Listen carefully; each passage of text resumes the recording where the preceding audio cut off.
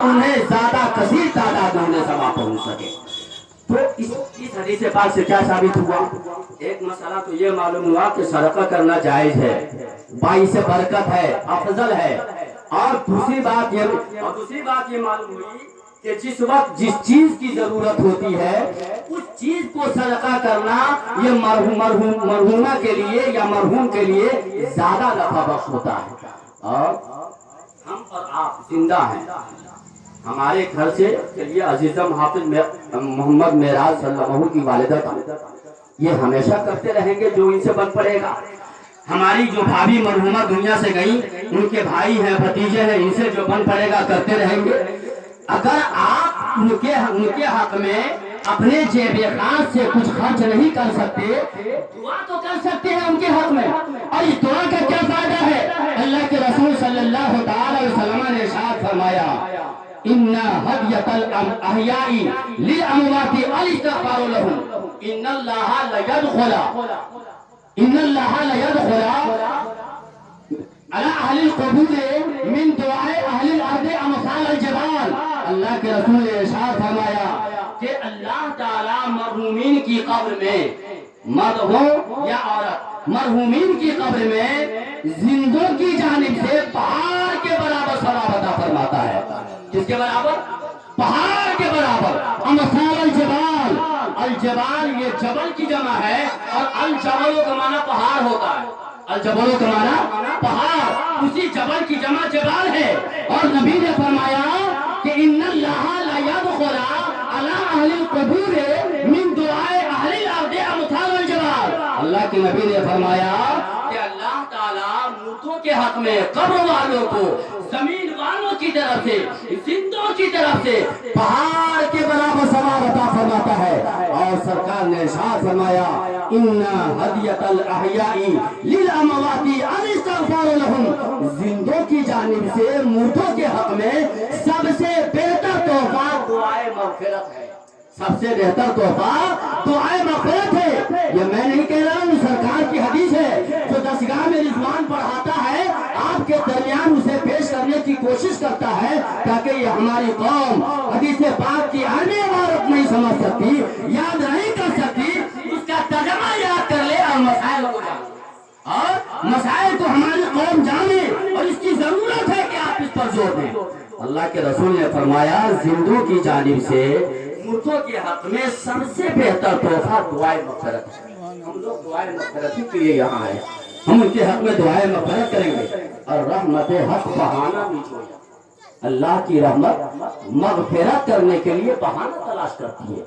اللہ کی رحمت بہانہ تلاش کرتی ہے، کوئی ایک بہانہ مل جائے ہم مرنے والے کی مغفرت کر دیں، جو قبر میں ہمارے عذاب میں مبتلا ہے، عذاب میں گرفتار ہے، زندوں کی جانب سے تحفے آئیں گے، تحائف آئیں گے، ہماری رحمت کو گوارا نہ ہوگا کہ میں زمین کے نیچے جسے عذاب دے رہا ہوں، زمین کے اوپر اس کے اہل خانہ، اس کے رشتے دار ان کے نام سے دعائیں مغفرت کر رہے ہیں، اشارے ثواب کر رہے ہیں، یہ میری رحمت کو گوارا نہیں ہے، میں اس کی مغفرت کر دیتا ہوں۔ لہذا ہم اور آپ ان کے حق میں زیادہ سے زیادہ دعائیں مغفرت کریں۔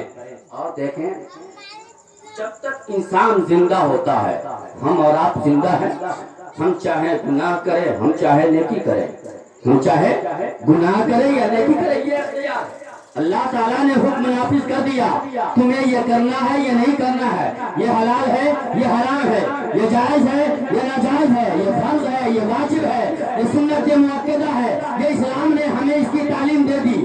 اب یہ ہمارے اختیار میں ہے، ہم اسے ادا کریں نہ کریں۔ ادا کرتے ہیں اللہ کی اطاعت، اور اگر ہم اس پر عمل نہیں کرتے یہ اللہ تعالیٰ کی نافرمانی، یہ شریعت مطہرہ کے خلاف ورزی۔ اب یہ دنیا میں جب تک آپ زندہ ہیں تبھی تک یہ کر سکتے ہیں، لیکن جب جسم اور روح میں اختلاف ہو جائے، جسم سے روح پرواز کر جائے، تو نہ وہ نیکی کر سکتا ہے نہ گناہ کر سکتا ہے، نہ ثواب کا کام کر سکتا ہے نہ گناہ کا کام کر سکتا ہے۔ اب وہ امیدیں لگائے ہوتے ہیں اپنے اہل خانہ سے، اپنے رشتہ دار سے، اپنے گاؤں سماج کے لوگوں سے، امیدیں وابستہ ہوتی ہیں ان کی کہ کچھ تو ہمارے نام سے یہ کر دیں، کچھ تو قرآن کی تلاوت کر دیں، ایک ہی سورہ پڑھ کر اگر اس کا ثواب میری روح کو بخش دیں، یہ امیدیں وابستہ کیے ہوتے ہیں کیسے؟ اس کو آپ یوں سمجھے دریا ہو، تالاب ہو، اور اس میں ایک ایسا آدمی داخل ہو گیا جو تیرنا نہ جانتا ہو، پانی میں تیرنا نہ جانتا ہو، اور تیرنا نہ جاننے کی وجہ سے وہ پانی میں ڈوبنے لگے۔ اور جب پانی میں نہ تیرنے والا آدمی جب پانی میں ڈوبنے لگتا ہے، اسے پانی کے اوپر تیرتا ہوا چھوٹا سا تنکا نظر آتا ہے، تو اس امید پر پکڑتا ہے شاید میں بچ جاؤں، شاید میں اس کے سہارے بچ جاؤں، میری زندگی بچ جائے۔ بس یہی مثال، اس مثال کو ذہن میں رکھیے۔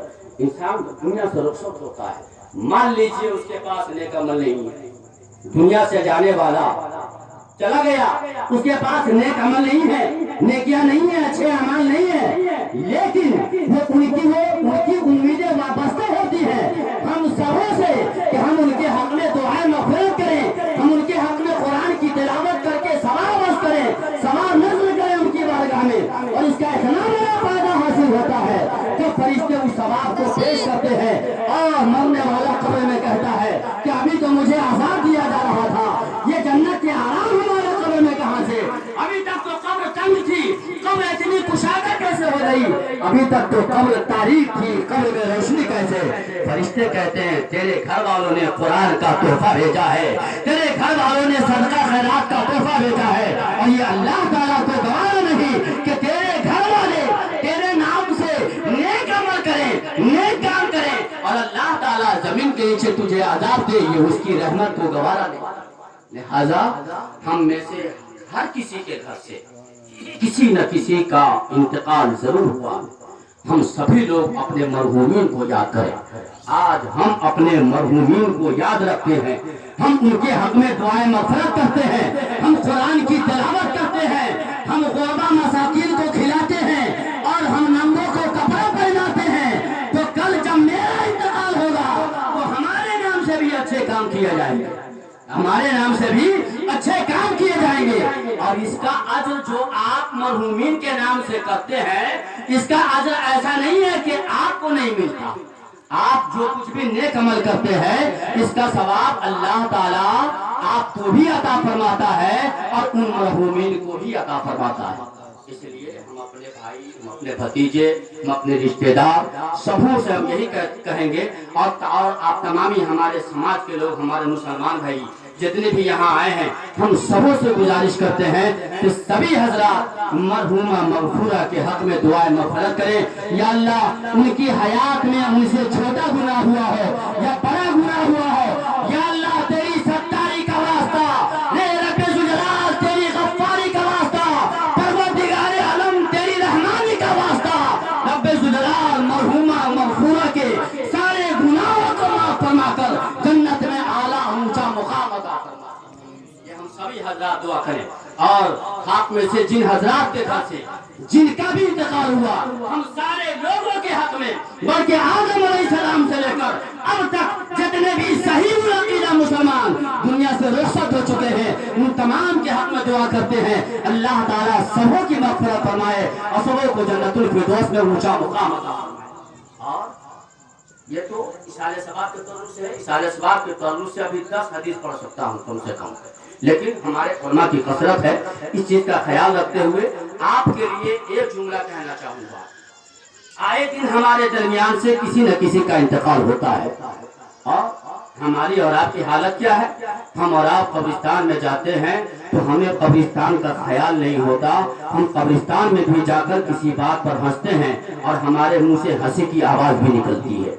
ایک بزرگ نے کہا تھا کہ ایک بزرگ سے ہماری ملاقات ہوئی جن کے جسم میں صرف ہڈی اور چمڑا تھا، اور اس بزرگ کے بارے میں کسی نے بتایا کہ فلاں پہاڑ کی کھو میں وہ بزرگ رہتے ہیں، اور ان کو کسی نے آج تک ہنستے ہوئے نہیں دیکھا۔ ان کو ملاقات کا اشتیاق ہوا اور وہ ملنے کے لیے اس بزرگ سے پہاڑ کی کھو میں چلے گئے۔ بزرگ سے ملاقات کی، کہا حضور ہم نے سنا ہے کہ آپ کو آج تک کسی نے ہنستے ہوئے نہیں دیکھا، آخر اس کی وجہ کیا ہے کہ آپ ہنستے نہیں؟ ہنسنا تو صحت مند ہونے کی راز ہے، صحت مند ہونے کی علامت ہے، یہ صحت مند ہونے کے لیے بہترین چیز ہے، آپ ہنستے کیوں نہیں؟ اللہ تعالیٰ نے بہت ساری نعمتیں دی ہیں آپ کو. انہوں نے کہا سنو میں بھی کبھی نادان تھا اور میرے گاؤں سے کسی کا انتقال ہو گیا. یہ آپ تمامی حضرات کے لیے، میں اپنے لیے بھی کہہ رہا ہوں اور آپ تمامی حضرات کے لیے. قبرستان میں گیا دفن کرنے کے لیے اور وہاں ہم دو دوست مل کر کے باتیں کر رہے تھے اور کسی بات پر ہم لوگوں نے ہنسا اور زور سے ہنس دیا، کہا لگا کر کے ہنس دیا. اللہ تعالیٰ نے ہمارے آنکھوں کے اوپر سے پردہ ہٹا دیا اور قبر کے اندر جو ہم نے عذاب کو دیکھا ہے اس کے بعد سے آج تک میں نے ہنسنا چھوڑ دیا. میں ہنسنا بھول گیا ہوں کہ اتنا بھیانک عذاب اللہ تعالیٰ مسلمانوں کو بھی دے سکتا ہے. جو اہل ایمان ہے، جس نے زندگی گزاری ہے، جس کا عمل اچھا نہ ہو، کیا اتنا بھیانک عذاب دیا جا سکتا ہے؟ وہ بزرگ فرماتے ہیں میں نے رب کی بارگاہ میں عرض کیا یا اللہ بہت بڑی خطا ہوئی ہے ہم سے، اے رب ذوالجلال بہت بڑا گناہ کیا ہے میں نے، میرے گناہ کو معاف فرما دے اور ساتھ ہی ساتھ یہ بھی بتا دے کہ آخر اس کو عذاب کس وجہ سے ہو رہا ہے، اس کو عذاب کس بنیاد پہ دیا جا رہا ہے.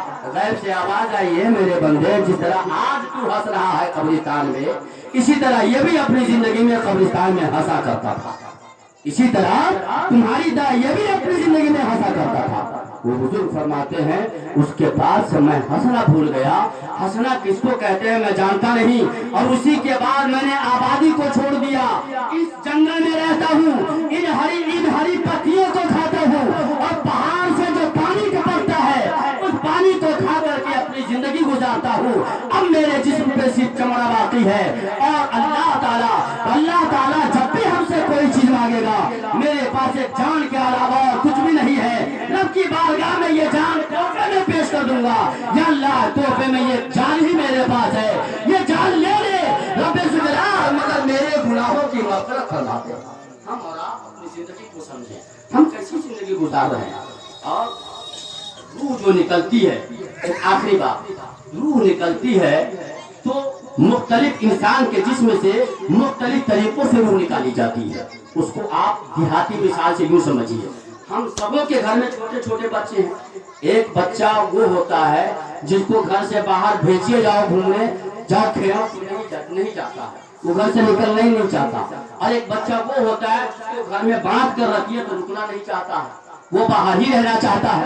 تو دونوں چیز کو ذہن میں رکھیے، ایک وہ بچہ جو گھر سے باہر جانا نہیں چاہتا آپ باہر بھیجے کھیلنے کے لیے نہیں جائے، اور ایک وہ بچہ ہے جسے گھر کے اندر آپ قید کرنا چاہیں تو وہ رکنا نہیں چاہے گا. کیا کرتے ہیں کبھی ایسی ضرورت پڑتی ہے تو اس کے پیر میں رسی باندھ دی جاتی ہے، تم گھر میں رہو باہر نہیں جا سکتے ہو، باہر جاتے ہو لڑتے ہو گالی گلوچ کرتے ہو گھر کے اندر رہو. پیر میں رسی باندھ دی گئی، اب وہ انتظار کر رہا ہے کہ ہمارے والد کا کب حکم مل جائے، کب اجازت مل جائے کہ میں گھر سے باہر جاؤں. وہ بے چین ہوتا ہے گھر سے باہر جانے کے لیے، وہ بے چین ہوتا ہے گھر سے باہر جانے کے لیے کہ میں کتنا جلدی باہر نکلوں اور باہر کی آب و ہوا لوں، باہر کی دنیا دیکھوں، میں بچوں کے ساتھ میں کھیلوں. وہ پریشان ہوتا ہے.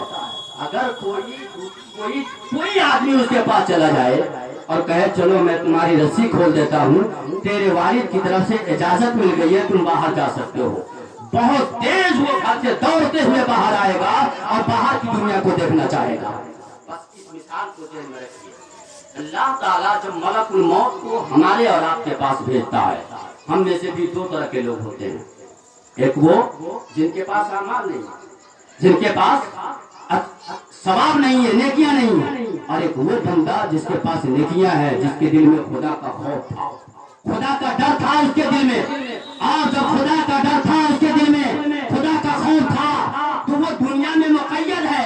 جیسا کہ حدیث پاک ہے الدنیا سجن للمؤمن و جنت للکافر، کہ دنیا مومنوں کے لیے قید خانہ ہے اور کافروں کے لیے یہ جنت ہے. جنت یہ دنیا کافروں کے لیے جنت ہے اور مومنوں کے لیے قید خانہ. وہ بچہ جسے گھر میں باندھ دیا گیا تھا وہ اس کے لیے قید خانہ تھا، وہ آزاد ہونا چاہتا تھا. مومن کی شان یہ ہوتی ہے کہ دنیا میں جب تک ہے وہ قید خانے میں ہے. جیسے ہی ملک الموت آ جائے، جیسے ہی موت کا پیغام آ جائے، خوشی خوشی کہے کہ چلو میرے پاس کچھ بھی نہیں ہے، جو مال تھا اللہ کی راہ میں صدقہ کر دیا، جو مال تھا اللہ کی راہ میں وقف کر دیا، جو مال تھا بچوں کی پرورش کر ڈالی، اب میرے پاس کچھ بھی نہیں ہے، اس حقیر کے پاس ایک حقیر جان ہے، یہ جان تحفے میں لے لو، اللہ کی بارگاہ میں پیش کر دو، میں بھی دنیا سے جانا چاہتا ہوں، رب سے ملاقات کرنا چاہتا ہوں۔ یہ مثال کس کی ہوئی؟ اس بچے کی جو گھر میں نہیں رہنا چاہتا، اور ایک وہ بچہ جسے آپ گھر سے باہر بھگاتے ہیں، نہیں بھاگ رہا ہے۔ یہ مثال ہے جو ان لوگوں کی جو نیک نہیں ہے، جن کے پاس نیکیاں نہیں ہیں، جو دنیا دار ہیں، دنیا کی چیزوں میں، دنیا کے مال و دولت میں اس قدر مستغرق ہو گئے ہیں، اس قدر مصروف اور مشغول ہو گئے ہیں کہ آخرت کی یاد میں شاید وہ بھول بھی چکے ہیں کہ ہمیں مرنا ہے۔ شاید ان کے دماغ میں یہ بات موجود نہیں ہے کہ ہمیں مرنا ہے۔ تو اب ان کے پاس جب ملک الموت آتے ہیں اور روح جب کھینچتے ہیں، نکالتے ہیں، روح اندر رہنا چاہتی ہے جسم کے اندر، اور ملک الموت باہر نکلنا چاہتے ہیں۔ ٹھیک وہی مثال، جس بچہ کو گھر سے باہر بھگایا جائے کھیلنے کے لیے اور گھر سے باہر نہ آنا چاہے، اس مثال کو ذہن میں رکھیے اور اس بات کو سمجھیے، ملک الموت روح کو باہر نکالنا چاہتے ہیں اور روح جسم کے اندر داخل ہونا چاہتی ہے، اور ظاہر سی بات ہے جب دو طرف سے کھینچا تانی ہو تو تکلیف زیادہ ہوتی ہے۔